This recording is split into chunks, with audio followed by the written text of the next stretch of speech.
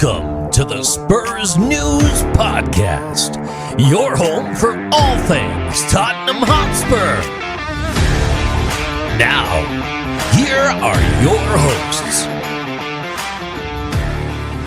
Hello everybody and welcome to a new episode of the Spurs News Podcast. I am Sam.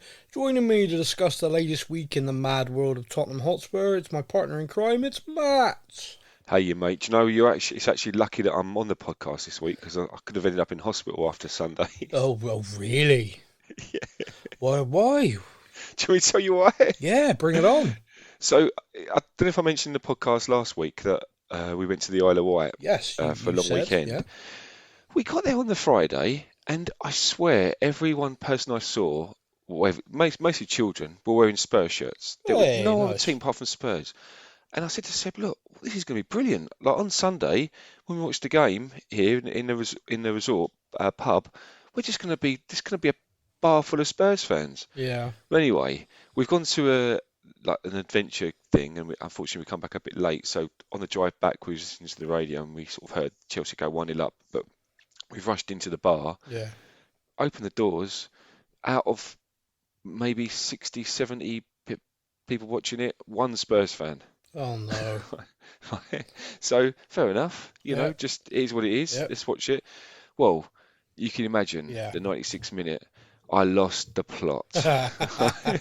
And apparently, because the only other lone Spurs fan I saw later in the evening, I said to him, I think I might have gone a bit overboard. And apparently, he said to me that the guy turned to him, pointing at me, and said, if I wasn't with my kids, I'd be decking that guy right now. Oh my God.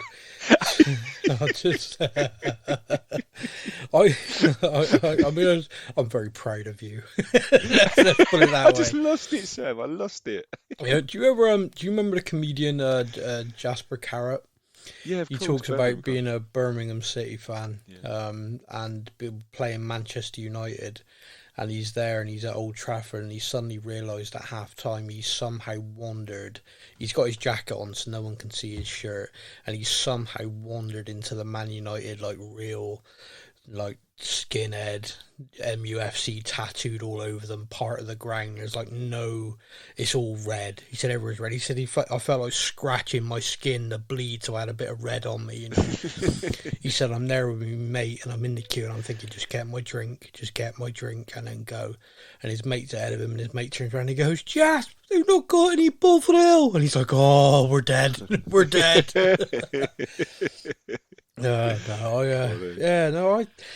Well done. I mean, you absolutely repped Spurs in the best possible way, I like to see. It was mad, absolutely mad game. But me and you did make a vow last week because we tend to go on the show, we start talking, and we bring in the fan questions, and 99% of the time we go, oh, sorry, we've already answered that.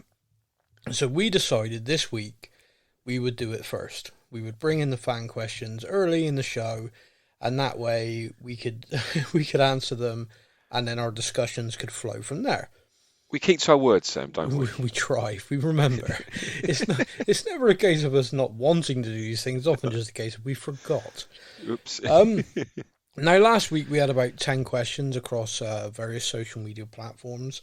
Various people commented who had their own themes. A couple of people who I said, hey, when you comment again, I'll record your own theme. And I thought to myself during the week, you know what, I should do that. And if they comment again, I've got it ready. Hardly anyone's commented this week. And I thought after that Chelsea game, we would be inundated. I thought everyone would want to say something. We'd have messages, people saying hey, what do you think of this? But no, we got four comments. I think it's a bit like what you said, isn't it? About how if we concede a goal, we always get tons of comments. If we score a goal, we get very few. Yeah. It's weird, isn't it? It is kind of. Yeah, I mean that is one of my favourite things when doing the Facebook updates. It's I put down goal conceded 1-0 or something like that, and within seconds there's 100 reactions of angry face, a few laughing, often with oh, here we go again. But the comments, it's just vitriol. It's 10, 20, 30, 40. Just every second another 10 gets added of people just being angry. We then can equalise like 5 likes, 1 comment. We then take the lead, 10 likes, 2 comments. We then go like 4-5-1 up, and it's like, oh, I still can't believe we conceded that first goal. I'm like, oh my God, please stop doing this to me. And yeah, but anyway, it's funny. But yeah, so here we go. We are going to open the show with this. Now it's time for your comments from our social media. Now, typically, I say to you, do you want to go to Facebook or Instagram? But we got no choice this week. We've got no choice. Facebook, yeah. I'm feeling really hurt because the people who comment on Instagram, there's a Rock Me Amadeus and the Johnny Stark. I've recorded both of them their own themes now. Oh. And I had them loaded up already. I was thinking those guys won't let me down. And they've not commented. Lo and behold, they have. I'm hurting a little bit. I don't know if I've given that away, but yeah, it's hurting. Anyway, first up, and one of the heroes of the week is Pete Thompson. Hello, Pete. Welcome. You are now a show listener hero for being someone who's commented. Pete says, "Hi guys, hope you're all doing well. Recently we've had a spate of news regarding the academy setup. New head scout, new coaches, and various other roles created or refilled. I have read these statements and still can't really piece together how this academy overhaul is going to work. I would like your insight into this. Also, with this turnaround, do you expect the exodus of talent from the academy to continue into January? Glad to have you guys back. Keep up the good work." Have you been seeing much of the announcements and stuff, mate? No, Sam, you know you're the one to answer this question. Yeah. Well, there was a genuine thing. Like, have you seen, because I know you've been away, and I know like the internet's been spread, but have you seen that Yaya Toure is now full-time in our academy as a coach? Oh, I saw that, yeah. And obviously Jermaine Defoe's involved as well. Has returned. He's a Yido. Yeah, he is back, and he is already working on teaching the strikers how to stay onside.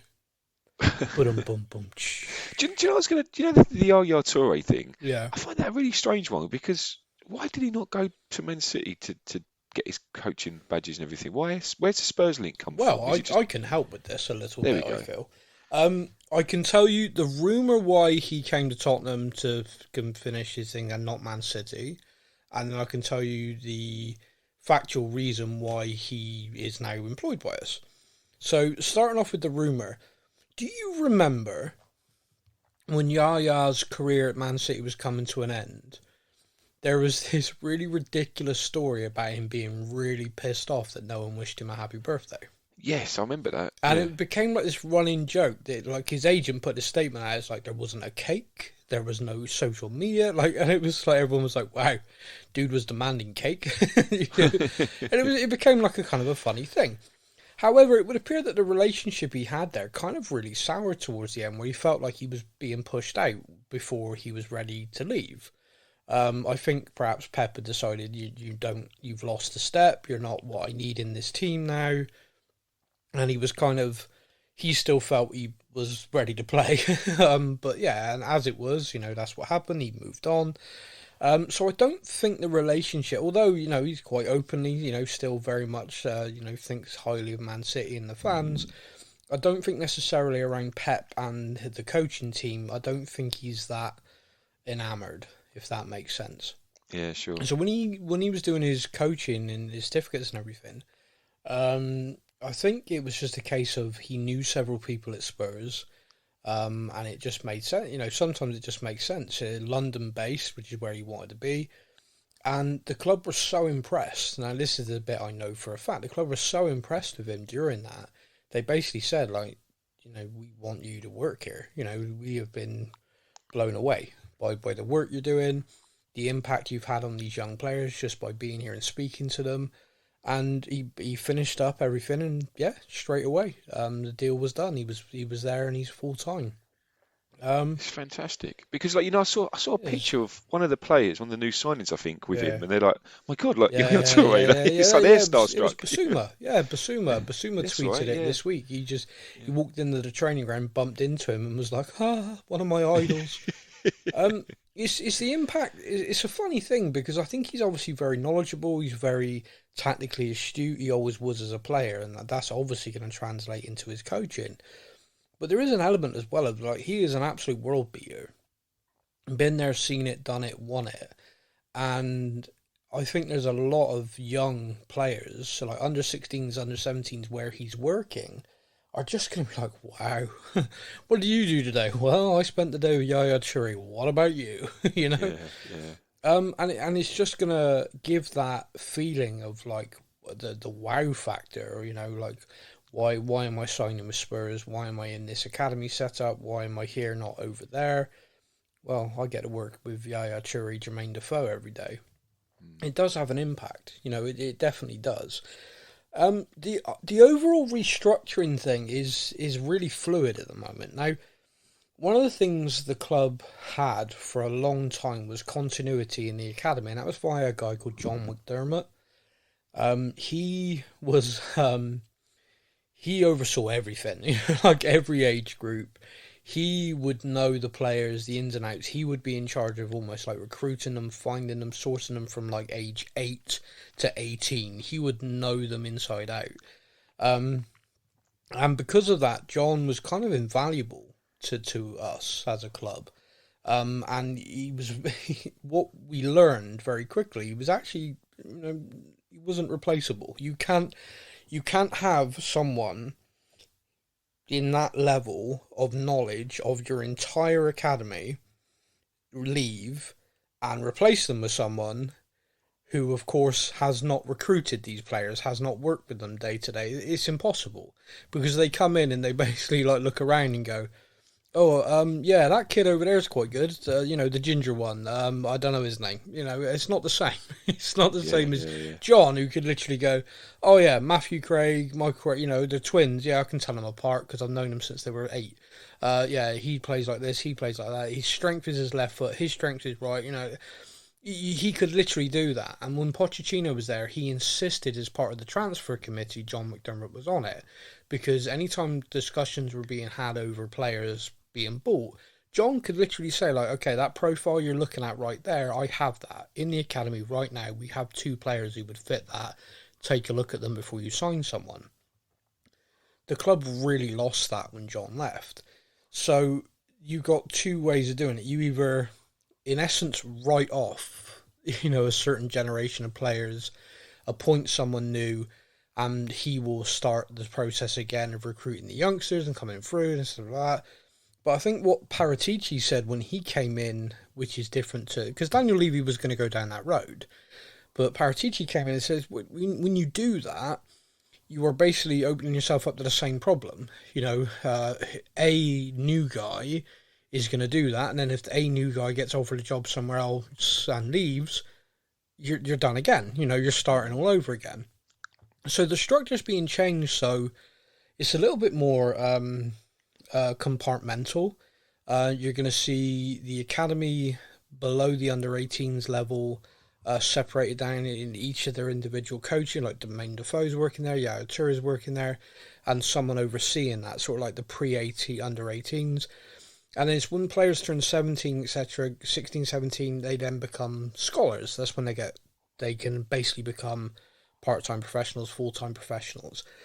So at that point, you're seeing it then move into the academy system, and you're kind of migrated, and people there are overseeing that. So although people are overseeing the whole structure, you're not ever going to have this situation again where you've got this one guy who knows everything. You're going to have coaches across the whole setup who specialise in their area, and then one person overarching go into them, okay, what do we have in your group? You know, where's your strengths? Where's the weaknesses? Who do you think's ready to be promoted up a level? Who's not? And that way, like I said, it's like, you know, and if you take one person out, you can hopefully replace them, and the machine keeps her like cogs. The machine keep going. The way we had it before, losing John was massive. Like, it was like literally there was one cog in the machine and it went. So now you're replacing it with 20, where if one goes, the other 19 are still running, and so that I pardon me, this probably isn't a very good analogy, but that's the idea. The idea is to change the structure. The other thing that's happening massively behind the scenes is obviously around recruitment. So you're seeing a lot of stuff about scouts being recruited from different places. We've just taken on someone who worked with Watford and Udinese, and he played a key role in our latest signing, Destiny Udugu. I don't know how to say his name. Do you know he did an interview, didn't he? Like they always do, and he come across really positive listening to him. Really well, and how good is his English, by the way? Yeah, that's what I thought because he's Italian. Yeah, he's 19 Italian. He speaks fluent English. Yeah, I know. It's embarrassing for English people, isn't it? When you see people do that, it's like, wow. Yeah. My idea of going abroad is saying English louder. Just shout, put an O on the end. I want that one. The one I'm pointing at. Okay. Oh, dear. Do you know you were saying about the different coaches, the specialist ones as well? I did see somewhere, I don't know if it was you that pointed it out, so many outlets and ways of getting information nowadays. And it was about the free kick coach that we've got. Yeah, we have a set piece specialist, But he's got, correct me if I'm wrong, but I've read somewhere or heard somewhere that he's got like something like 4,000 combinations in it. He's got like a book of 4,000 combinations, and then he'll look at each individual player and he'll go, right, you're good for this. So for example, he'll look at Eric Dyer and go, right, out of my 4,000 combinations, you could do these ones, which is fantastic. But then I'm thinking, what odds do you think there are that out of all those combinations he's got one for Harry Kane? I'm very hopeful that Harry Kane will stop taking free kicks. I'm hopeful that this full-time specialist coach will sit down with him and say, hey, Harry, would you like a drink? No? Okay. All right, good. So free kicks. We think you are amazing. But, world class. But we're seeing kids in the academy score more than you. And we're talking about the blind kids that are here for a day, and we just generally feel that perhaps you should maybe not take them anymore. Me and my daughter actually have a bet. Every time Harry Kane lines up a free kick, it's the wall or the stand. That's literally what we say. Yeah. And I say wall practically every time, and I'm disappointed to see that I'm right. I don't know what's going on. But the funny thing is, and I think this is the reason why you still have that, is because he is so amazing. You sort of have this feeling that at some point it's going to go bang top corner, and you're going to lose it because you're going to be like, where did that come from? Did it. Maybe that's what he thinks. Yeah, I think that's what it is. He's like, I don't get it. In training, I nuke these every time, and it's like I get on the pitch and I just hit the wall. But so strange, isn't it? It is bizarre. But sorry. So just to finish that off, do I see the exodus of talent continuing? I honestly don't know. It's a really difficult thing, and of course, this is purely just my opinion. And my opinion is, if we don't pay the same money to the scholars and to the kids in the academy that they're getting in other clubs, and by the way, I'm not talking about our top 6 rivals, I'm talking about every other club in the Premier League, and some clubs in the Championship are paying the kids more than we are. We have a very interesting structure where we will reward the young players with new deals on a regular basis. So, and this is just a figure off the top of my head. So let's say a young player has been agreed a deal on £1,000 a week. We will say to him, if you hit these targets, we'll increase that to £2,500. Hit these targets, 5. Hit these targets, and we will do that. Like, you will see on a regular basis young players constantly getting new deals. They're not announced by the club, but that's what happens just because they hit these targets. Whereas Charlton, at the moment, who are a club who are in financial trouble and everything like that, as a basic, are paying their academy more than we are. Yeah. Now, that's a very difficult thing, because if you are a young player and you're in London-based, and you've come through the youth at Tottenham and you're highly regarded, and everyone says, oh, we want to offer you a scholarship, you're highly regarded, and you're like, okay, if I'm that highly regarded, why is it like everyone around me is... I went to school with 10 kids who were all in different academies at Millwall and Charlton, and they're all earning more than me. What's that about? I'm highly regarded, but I'm not worth more than that. And you also have to think about the pathway, which I know is a term I use a lot, which is that kid could then look at that and go, well, if I go to Charlton, although I know the facilities aren't the same. I know the coaching's not going to be at the same level, but I could probably break into the first team. Like, I believe in myself. I could break into that first team. And then all of a sudden, I'm in the shop window for all of, the big clubs and everyone like that. And that's kind of what's happening right now. We got a lot of talented players looking at this going, well, if I can earn the same money somewhere else and I've got a better chance of making it to the first team there, I'm going. Why would I sign a new deal here where it doesn't make sense? It's just not a likely thing to do. I don't see that changing unless we change our attitude to that, and I don't think we will. I think there's an inbuilt Daniel Levyism into that, which is I don't give young players a lot of money because young players will lose their motivation. And by the way, I can completely understand the way we structure it, and I completely get it, and it's just reached a point now where I can understand why some of the young players, and the advice to the young players, again, I can completely understand it. Think about some of the top talent in the British academy system. They're going to Germany. They're not going to Germany because Germany is the best league in the world where they get the big wages. They're earning the equivalent in Germany playing first team football in the Bundesliga as what they would in the Championship. But they're playing in the Bundesliga in front of all those, they are literally going there and getting and being given opportunities. Young players don't really get, unless you're a real exception, you don't really get given minutes in the Premier League. You might get a loan in the Championship. But that's kind of where we're at, and it's a difficult thing. It's and I will say that the fans play a part in this as well. And I say this as a fan, it is a very, very difficult thing with young players and when you're coaching them, because you're aware of social media and the way fans are nowadays. That if you bring a young player into the team, that young player makes a mistake, that could be the end of their career. Yeah, because fans lynch them. They just jump on it and just won't let it go. The mythology around Harry Winks only ever passing backwards is because he had a couple of games where he probably did that. And that's it. His Tottenham career, for a lot of fans, will always be, he was the guy who couldn't pass the ball forward. You only got to look at stats to see that that's a complete myth. It's complete nonsense. But it's like, it's there now. It's just, that exists. That is the thing. Kyle Walker-Peters is almost like mythology. Kyle, well, he wasn't good enough. The guy played 2 games, got man of the match in both games. He played about another 5 games where he did great. He made a mistake against Barcelona, which led to a goal. And people were like, he wasn't good enough. A mistake against Barcelona at the Nou Camp, by the way.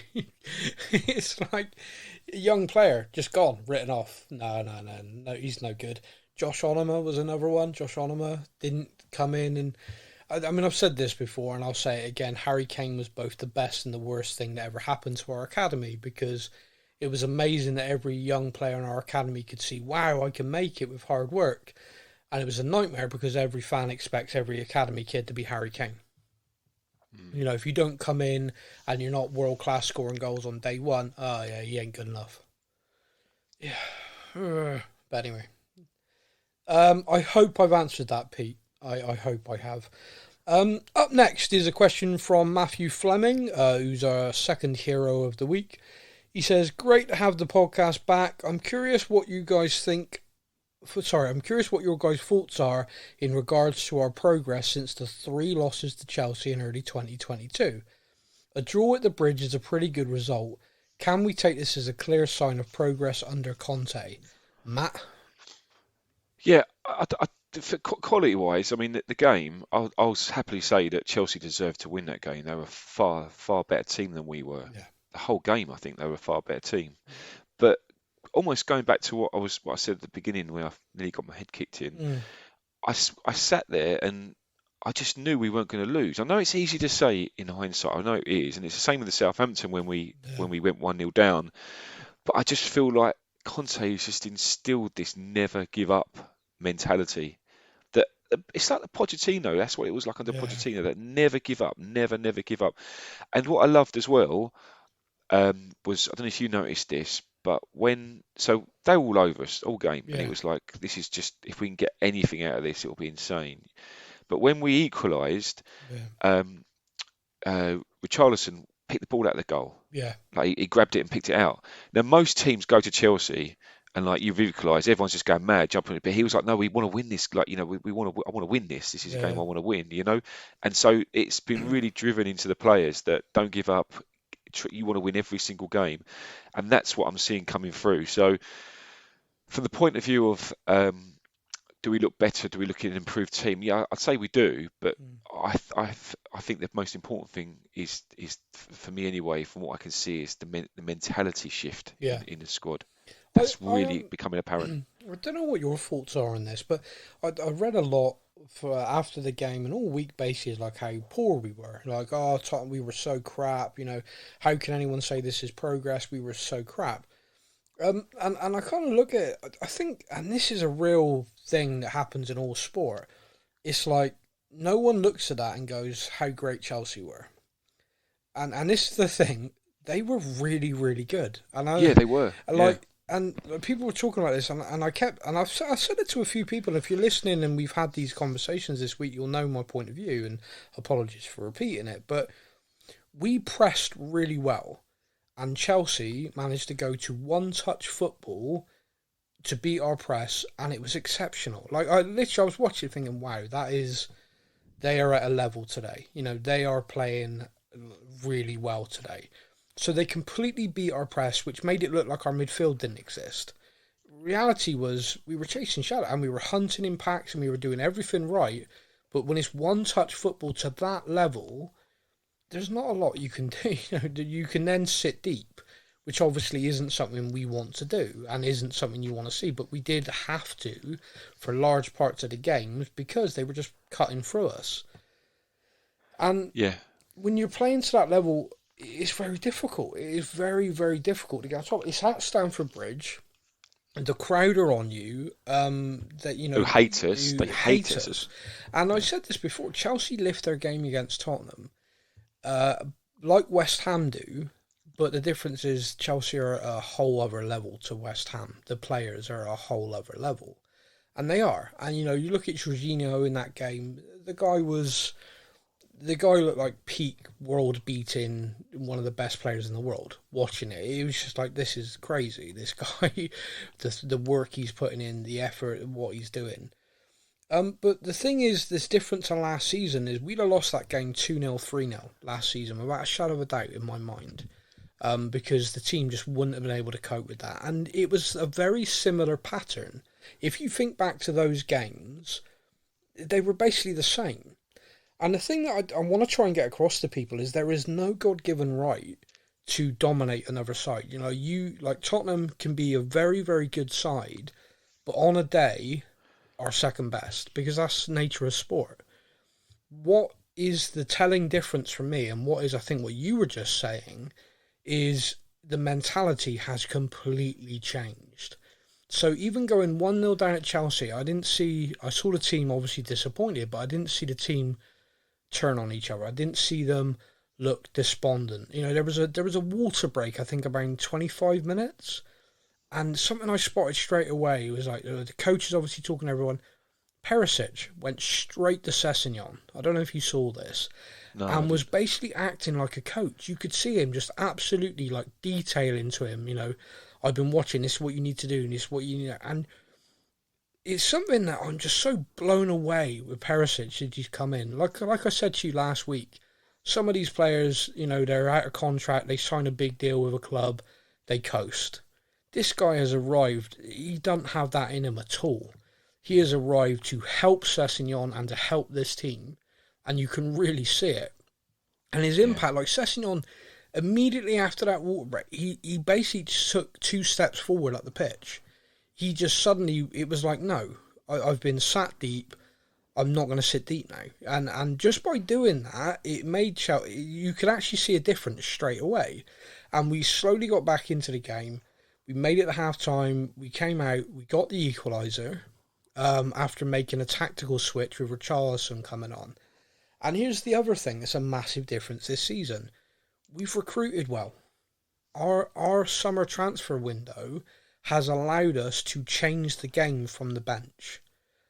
And he did. Like, for me, Richarlison came on and was a nuisance. Yeah. He charges down everything. He runs down every ball. Defenders must hate him.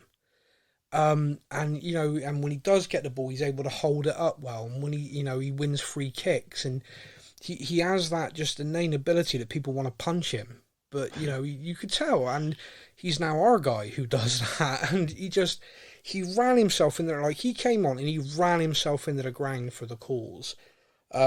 We got the equaliser, and the frustrating thing was, immediately after we equalised, Chelsea made a shift. Like, they got their wing backs wide and forward, like an extra wingers, not wing backs.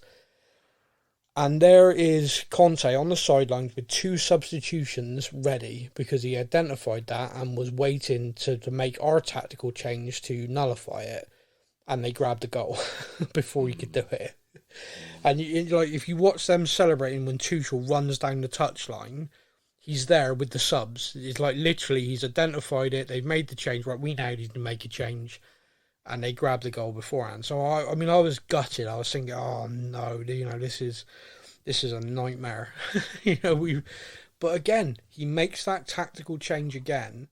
And I don't know about anybody else, but like you said about you felt really confident that we were still going to get a result.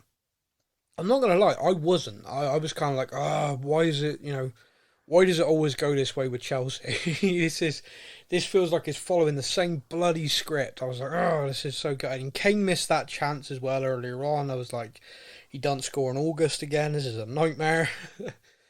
And then, of course, Perisic comes on, and the guy's delivery from set piece, whether it's his right foot or his left foot, that's a difference maker. That ability to come on and make that much of an impact, like Richarlison did, is phenomenal. And we now have that. So when we're talking about, the differences from those games before, I think we got to factor in the squad now is so much better. And it gives the manager these options to go, right, we're going to switch to this and do this. We got back in the game. Okay, they've taken the lead again. Okay, let's switch to this and do this. And we of course grabbed the equaliser. Yeah, and both those corners, like both of them were fantastic corners. Yeah. And it's something rare to see as Spurs fans, to see like corners flying in. Yeah, and the thing is, like, you see Kane got his head on that. Richarlison was right behind him. Yeah. I swear either of them would have scored that. I think Richarlison thought he scored it, didn't he? Because he ran off and then realised it weren't him. Yeah. And then went to grab Kane, and Kane just like pushed him away. Yeah. No, mate, I'm going to those fans. I am running to the away end. I know, 96th minute equaliser at Stamford Bridge. I need to get to the Tottenham fans fast. Yeah, yeah. Okay, next one up is Ryan Miller. Ryan, hello. Ryan, I have news for you. I have decided, despite you being on Facebook, I will be creating your own... Because you're always there for us, man. You always ask questions. You will get your own theme next week. Awesome. Okay, Ryan Miller says, who out of the new signings, if any, would you like to see starting against Wolves? I'd like to see Richarlison in for Kulusevski, Basuma for Bentancur, Perisic for Sessegnon. What about yourself? What do you think? The only one I'd kind of consider, I think, would be the third one. Yeah. Perisic for Sessegnon. And funny enough, it was something I was going to mention, because I know you've just been speaking about it with the Chelsea game. Yeah. Because it's a big dilemma. Like my thought process on it is a really big dilemma. So on one side, I want Sessegnon to he's improving, and I want him to carry on improving. And like you said, you've got Perisic who's giving him advice and helping his game. But then on the other side, you've got the guy that's telling him this that can do it. Yeah. that wouldn't have to coach someone. He would be doing that because he's that experienced defender. But then you're leaving out the player where you could potentially knock his confidence. And I want to see Perisic on the pitch, but then it's at the expense of Sessegnon, isn't it? would like to think, and I know this is a real opinion thing, I would like to think him rotating with Perisic would not knock his confidence. I'd like to think that he would look at that as, okay, I'm now on the bench, I'm watching him play. Like, I am watching Perisic do this stuff, and I'm ready, boss. You know, like, you bring me on. You bring me on with 20 minutes to go. Let me use my pace. Let Perisic go out there for an hour, wear this guy down, and let me come on and blow him away. Do you know what I mean? Like, have that attitude of, you know, I am rotating with one of the world's best in my position. Yeah. I'm working with this guy day in, day out. We all know I'm the future, but now, you know, I need to compete with him. I need to raise my level. I need to learn. And if he's got that attitude, which he seems to, like in the interviews, he seems to be really, really loving this, like really loving where he's at right now. That's the way to be, because Conte would be very upfront with all of them. Like, there are 4 competitions we're in, and there's a World Cup. You all are going to be rotated. Like, all of you are going to be rotated. Hugo, probably not. Okay? Yeah. But the vast majority of you are going to have minutes here, minutes there. Now, I can make 5 subs in a game now. Therefore, no one get precious. No one get like, oh, I want to be on every minute of every... No one get that way, because I'm going to swap you around. I really like Bentancur. I think Bentancur helps us tick. I think his ability to find space, constant movement of the ball, I really like. Basuma to start, I'd like to start him instead of Højbjerg. Not that I've got anything against Pierre-Emile, but I just think he's someone who benefits from being rested and maybe being forced to rest a little bit, where he's not playing every minute of every game. But that's just my opinion. And the idea of starting Richarlison over Kulusevski, no, not for me. No, not for me either. I think our front three is very good. I think Kulusevski got nullified by Chelsea quite well because they were worried about him. But they did a very good job of doing that to Son as well. Sonny got marked out of the game, and Kane, for large parts, was being marked out of the game. It was only later on as, you know, people got tired, those guys started finding space. Well, when they brought Richarlison on, that made a difference. Well, it does make a difference. And I think you also need to look at that, and, you know, we need to go out there and we need to beat Wolves. You know, we need to really put in a performance as well, you know, because it's okay. You know, you get that 96-minute equaliser against Chelsea and it's a point away at Stamford Bridge. That is a good result as long as you then beat Wolves. Does that make sense? Yeah, of course, yeah. If you then draw or lose at home to Wolves, that result meant nothing. And that's where we have fallen down so many times. I had this conversation the other day because it was the anniversary of the Battle of the Bridge, and obviously it was a big discussion. Not an anniversary, sorry, it was just a big discussion because of the game. And a lot of people were going on about, oh, you know, everyone, you know, we lost our heads in that game, it was crap. And I was kind of like, no. Let's rewind this.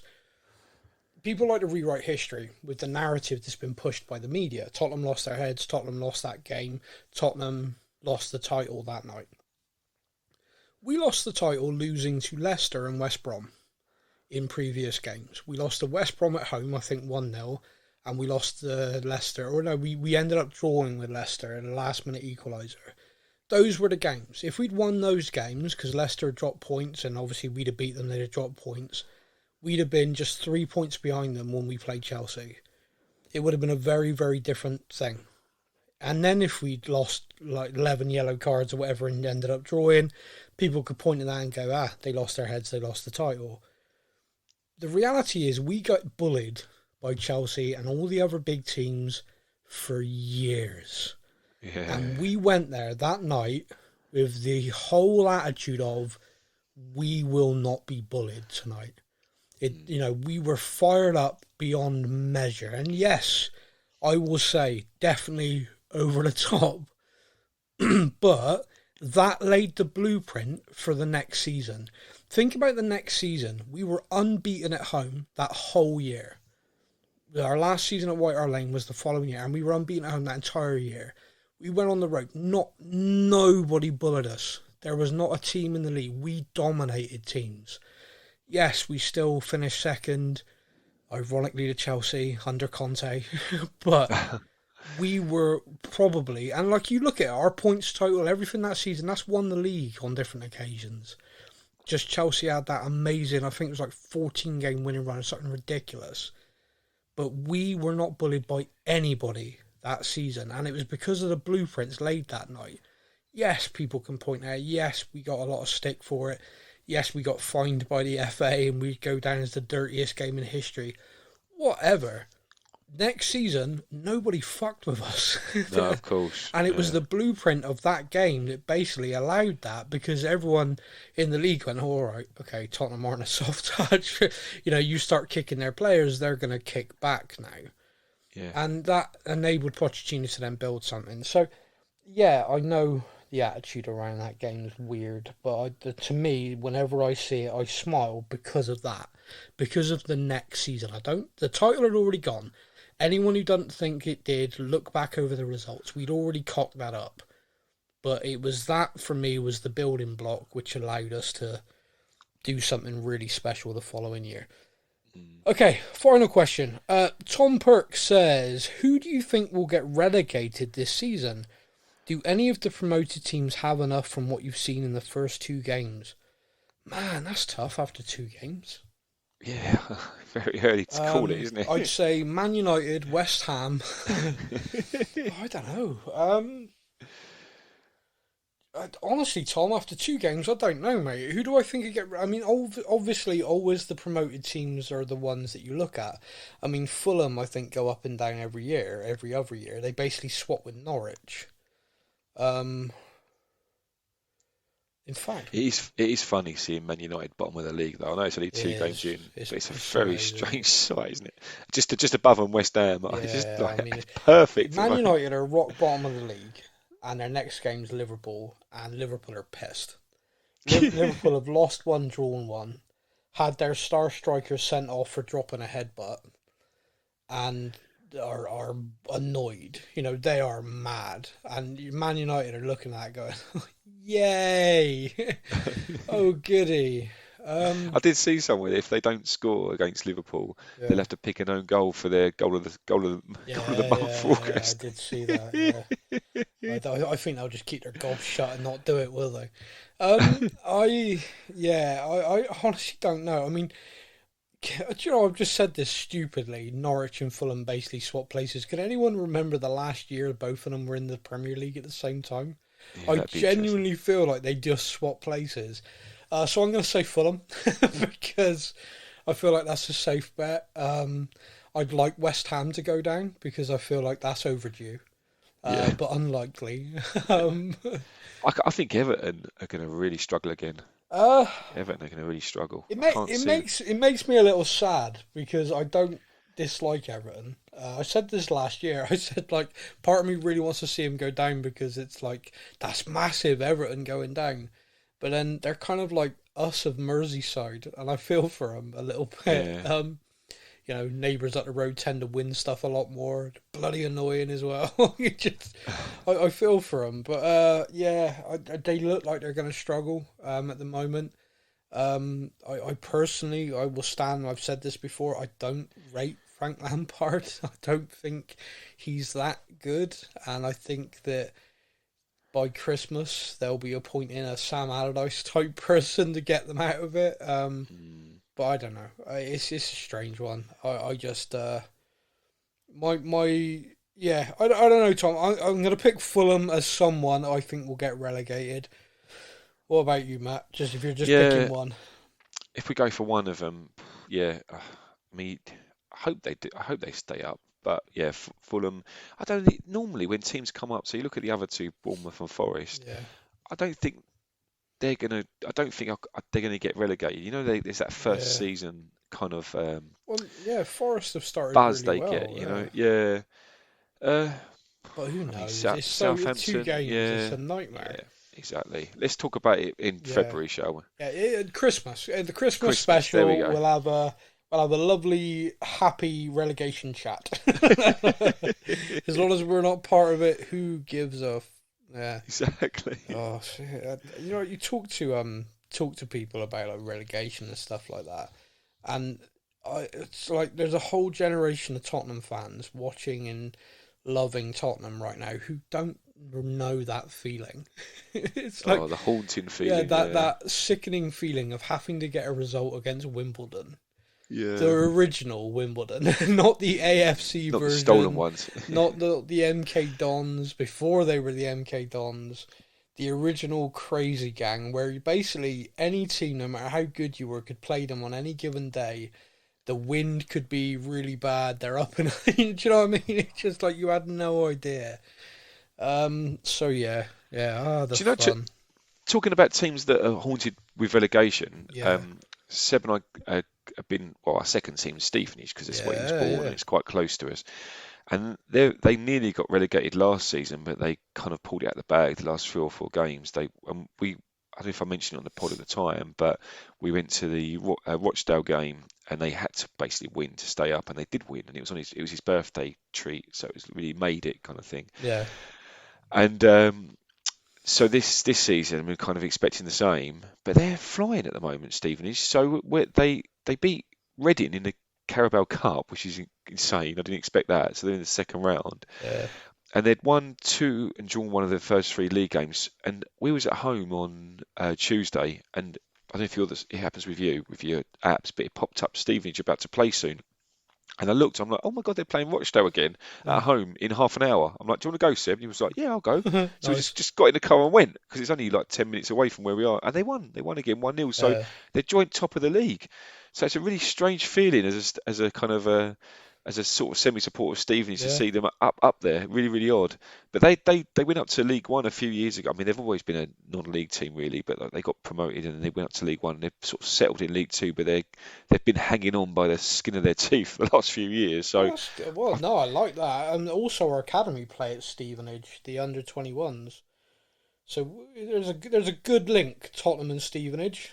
Yeah. It's a good. I hope they have a good season. And I mean, by the sounds of things, I mean, I don't follow them anywhere near as much as I follow Spurs, but I was talking to a fan sitting there and they've had like a massive overhaul. I think they've like brought in 11, 12, 13 players and just try to completely overhaul the team. And at the moment, it seems to be working. Oh, I love it, mate. Absolutely love it. So today is 10 years since Harry Kane made his Premier League debut. 10 years, mate. Bloody hell. That's hit me. 10, and right, so there's a tweet from Harry Kane. It says, "Today is 10 years since my Premier League debut. Time flies. I've got a bit of spare time later, so going to answer some of your questions. Reply to this and I'll respond to some a bit later on." Oh, okay. I personally have not opened this yet, but something tells me there could be some carnage in here. There's going to be some arseholes, and it's like Arsenal fans, West Ham, Chelsea fans putting all the stuff on there, aren't there? The thing is, look, he's got thick enough skin, hasn't he, to ignore. Oh no, he's fine. He's all right. He's pretty good with stuff like this. Yeah. But there's Okay, so I've just found one that generally did make me laugh. And the person said, "Which has been your favourite free kick goal?" And a winky smiley. Yeah, okay, well done. Dear, right, okay, let's just move away from that, because I can't believe it's been 10 years though, mate. 10 years. That's really really hit me. I don't. Did he score? Because he scored on his debut, didn't he? Or was it? I don't know if it was his debut. I think he came off the bench to get some minutes. Right. Oh no, I don't like it. Because he scored on his debut for England after about 2 minutes on a pitch, didn't he? If not less. Yeah. Well, he's going to be England's all-time goal scorer soon. He's going to be everyone. He's let's say broken another record. He's now joint top, isn't he, with the amount of goals scored in the Premier League for one club. Yeah, for one club. Club. Do you know what? You're talking about players who have just been at one club for a long time as well. Yeah. It came up on my. I don't think on my memory. Actually, it did come up on my memories because I commented on it when we beat West Ham 1-0. I think it might have been Pochettino's. Was it Pochettino's first league game in 2014? Is that when Dyer scored the? Yeah. Yeah. And that was 2014. So Dyer's been at the club for like 8 years. Yeah, legend, mate. That's insane. So him, Kane and Lloris, they're the real main. I mean, Lloris has been with us since 2011, hasn't he? So they are properly the OGs. To speak like the youth in it, blood. They are the OGs. The OGs. What are the OGs? What's that stand for? Old geezers, no. Old geezers. I think it's a way of saying originals, but I genuinely don't know.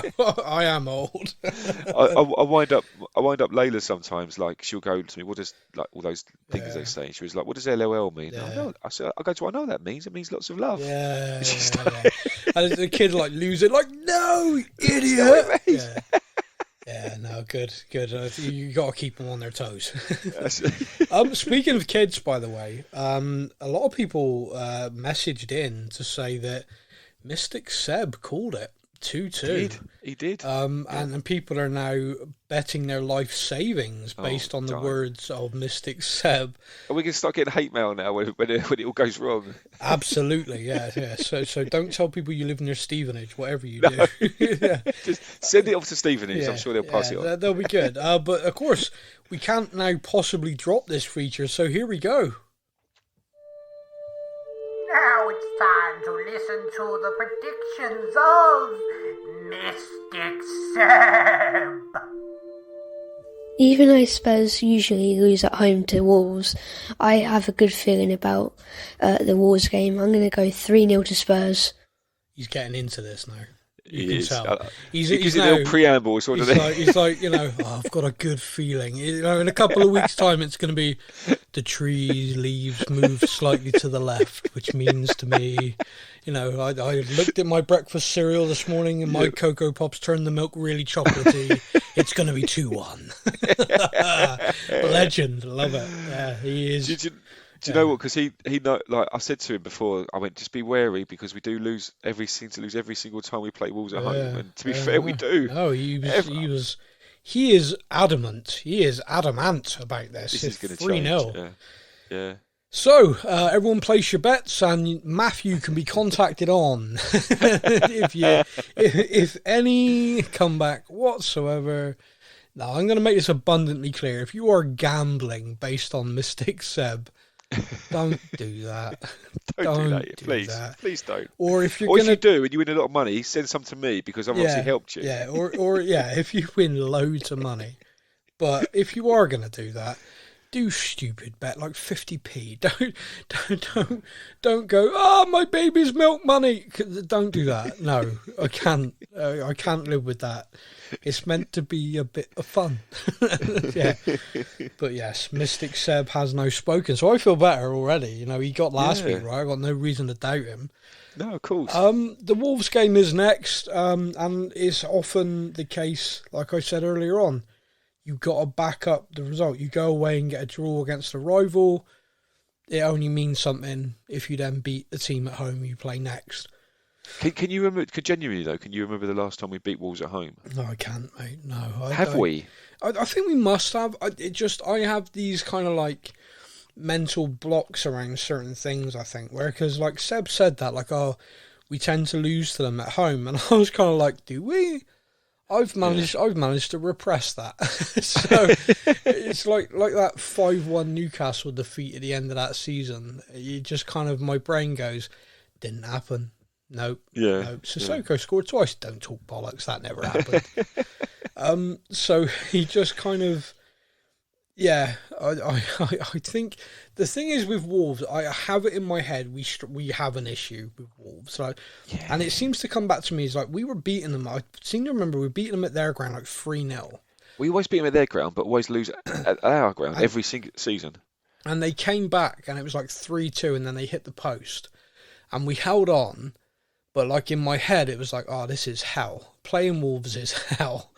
I would very, very much like us to put in a performance, obviously, but I would like us to really, people talk about, this team, Tottenham are putting down a marker, or someone's putting down a marker that they're up for this season. And I look at this game and I think to myself, it's an opportunity for us to really get at a team and put down that marker.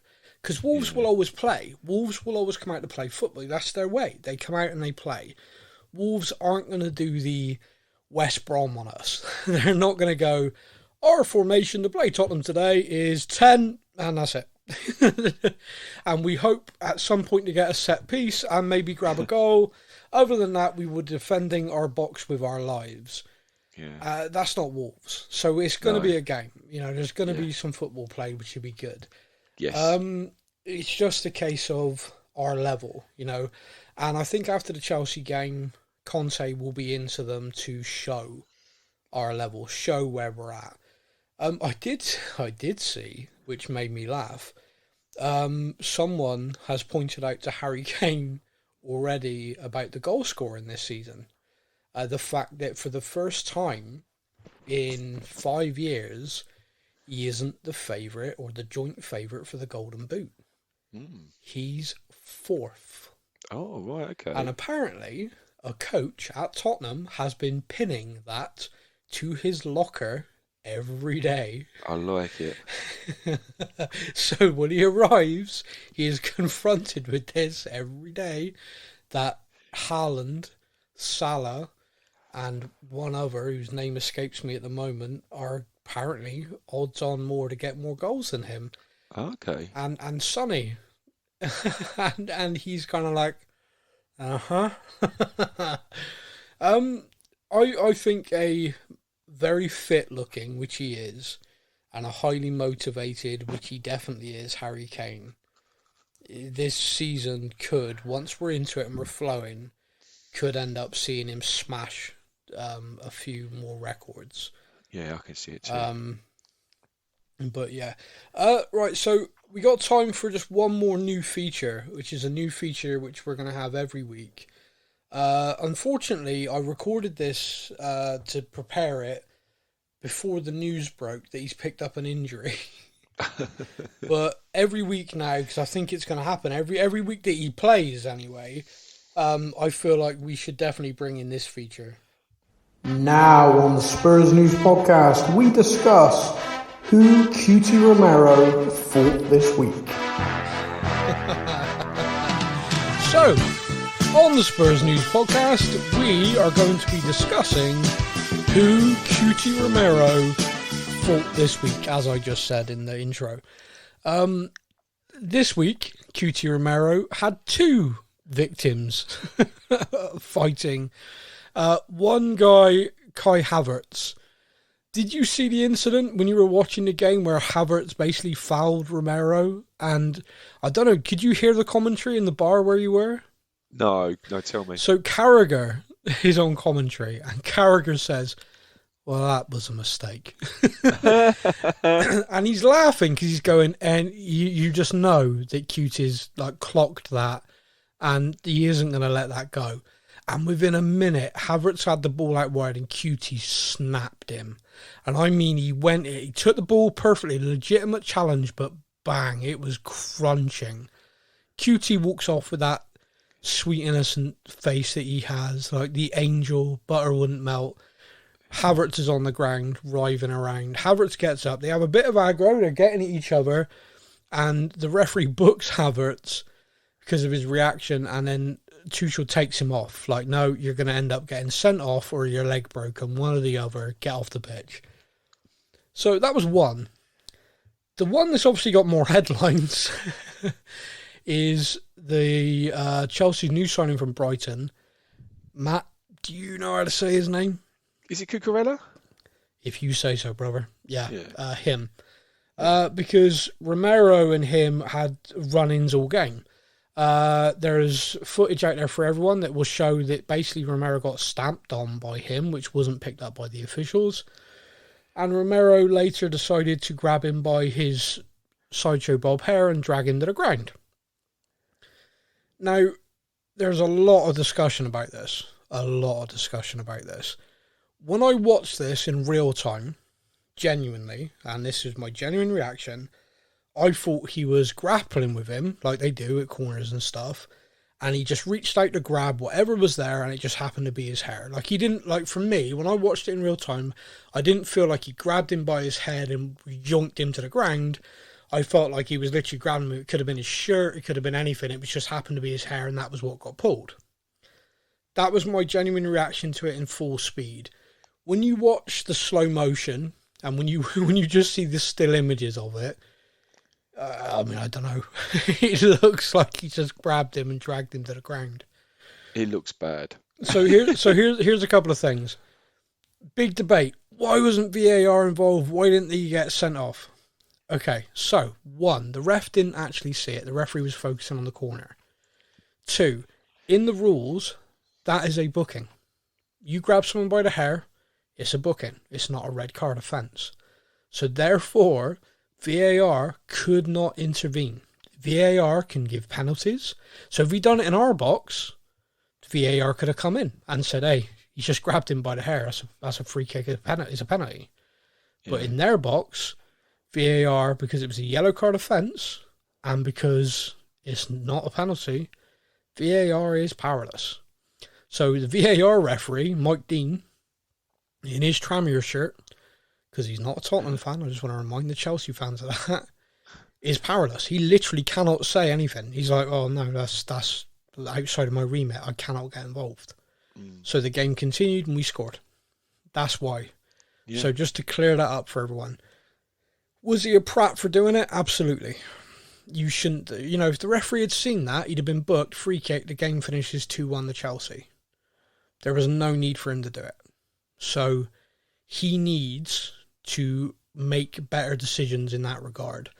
I am all for him playing on the edge. I am all for him being aggressive in the face of people. But in that particular moment, 96th minute, we've got the corner. It was a stupid thing to do. Did you see another incident that talking about him being in people's faces when we scored the equaliser? Yes. He did? That I am absolutely fine with. So Harry Kane's header basically got deflected in off Reece James. And Cuti decided to really let him know about it and got in his face. And then proceeded to run to the corner to celebrate like, a lunatic. Cuti is next level shithousery. He really is. It's just there's level. I thought Lamela was the king, and then we signed Cuti Romero, and I'm like, this is how you do it. So Lamela was just like a warm up act, and now we have the king of all shithouse. I love him. I can't. Yeah, because he's a Spurs player. Because he's a Tottenham player. He plays for anyone else, I think he's just a horrible, horrible git. But and it's the fact he's so good. Like, he is so good. Defending, in possession, he is so good. And he makes everyone else around him look better. And it is very, very sad that we could potentially be losing him for 2 to 3 weeks. But at the same time, I have total faith in Sanchez, who came in for the last 3 games last season. We're all, including the North London derby, Sam. Yeah, stepped in for that game seamlessly. I have utter faith. And by the way, when all that was kicking off at Stamford Bridge, all these melee of coaches and everything, Davison Sanchez, like a doorman in a nightclub, just seemed to arrive every single time. That man is there. He is fully Spurs. He is committed. Even on the bench, he is there and ready to go. I have got complete faith in him and our new signing, Lenglet. I don't know. I'm waiting for him to play for us, and the commentator will say his name, and I'll go, right, that's how you say it then. I don't trust him, because every commentator says Højbjerg, don't they? So. Oh, no, yeah, that hurts. That actually really hurts my brain, because remember when we signed him, we did that video, he'll say my name, Pierre-Emile Højbjerg, and I was like, right, okay. I saved that on my phone so I could know how to say it. Oh, dear, anyway. So, I mean, I think that's it. I think we've covered everything. We've discussed everything. We're up to date. Antonio Conte will probably be serving a touchline ban against Wolves, which means that Ryan Mason will be the man on the sideline screaming at the players, and Conte will be in his ear, no doubt, via an earpiece. Mason Cam. Oh, Mason Cam. By the way, speaking of Cam, Conte Cam, if you've not seen it yet, find it. He basically leaps down the tunnel. Yeah. I know, like, you lose it. He leaps and he's just gone. I've got no idea what happens, but he full on Supermans it. But yeah, I'm incredibly proud of the team for walking away with that result, for not shying away, for not shirking, not kind of being bullied out of that game. Really, really proud of them. But like we keep saying, they've now got to really back that up and go and beat Wolves. Yeah. Because if they do that, then we've had a really good start to the season. Absolutely. So that's it. Hope everyone's well. We will be back next week to discuss the Wolves game. There'll be more Mystic Seb. Sadly, probably know who Cuti fought this week. We will... unless he gets drunk in a bar somewhere. Yeah, if you see Cuti out and about, go start a fight with him, and then we'll add that in. I wouldn't recommend it. But yeah, everyone, until next week, you all take care. Take care.